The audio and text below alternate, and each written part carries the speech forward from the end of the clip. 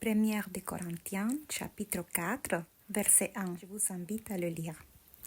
Les 4 premiers chapitres de Première de Corinthiens, Paul encourage l'unité chrétienne. Dans ces premiers versets du chapitre 4, Paul dit « Vous devez donc nous considérer comme des serviteurs de Christ, chargés de gérer les vérités secrètes de Dieu. » Dans l'église de Corinthe, depuis le chapitre 1, ils sont en bagarre. Ils se disputent au sujet de quel leader ils doivent suivre. Dans le chapitre 1, par exemple, verset 12, il y a Paul qui dit « Parmi vous, l'un déclare « Moi j'appartiens à Paul », l'autre « Moi à Apollos », un autre encore « Moi à Pierre » et un autre « Et moi à Christ ».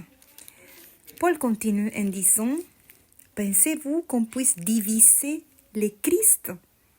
Est-ce que c'est Paul qui est mort sur une croix pour vous ?» Et la dispute continue dans l'église de Corinthe. Donc on arrive au chapitre 4, verset 1, et Paul continue à les encourager dans ce sens de l'unité chrétienne. Vous devez nous considérer comme des serviteurs de Christ. Les leaders, ce sont des serviteurs de Christ. C'est-à-dire, en gros, que les croyants n'appartiennent pas à Pierre, à Apollos, à Paul. Si on le met dans un langage actuel, ça me fait penser à la communauté évangélique et à la communauté catholique, par exemple. Est-ce que ce sont les évangéliques qui sont morts sur une croix pour nous? Est-ce que ce sont les catholiques qui sont morts sur une croix pour nous? Non. Mais Paul nous encourage à voir les leaders chrétiens comme des serviteurs de Christ. Donc, nous ne devons pas être dans cette bagarre de dénominations chrétiennes. Le christianisme n'a pas de nationalité. Le baptême n'a pas de nationalité. Si tu veux te baptiser dans une communauté évangélique, c'est OK. Si tu veux te baptiser dans une communauté catholique, c'est OK aussi. Recevoir à Christ dans notre cœur n'a pas de nationalité non plus. Si tu veux le recevoir selon la coutume de la communauté évangélique, c'est OK. Et si tu veux plutôt le recevoir selon la coutume de la communauté catholique, c'est OK aussi. En fait, tous les sacrements que nous trouvons dans la communauté catholique, ils y sont dans la communauté évangélique.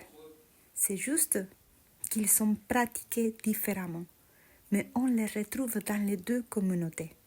Si tu veux que j'en parle de ceci, n'hésite pas à le dire en commentaire.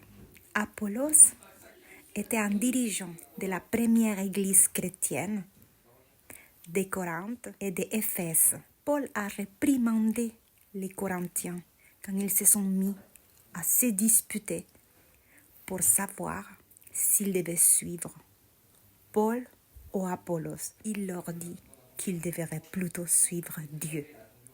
Donc, restons dans l'unité chrétienne. Soyons ouverts dans notre esprit pour accueillir la sagesse de la communauté évangélique, tout comme la sagesse de la communauté catholique, dans la perspective, dans l'objectif de suivre Dieu.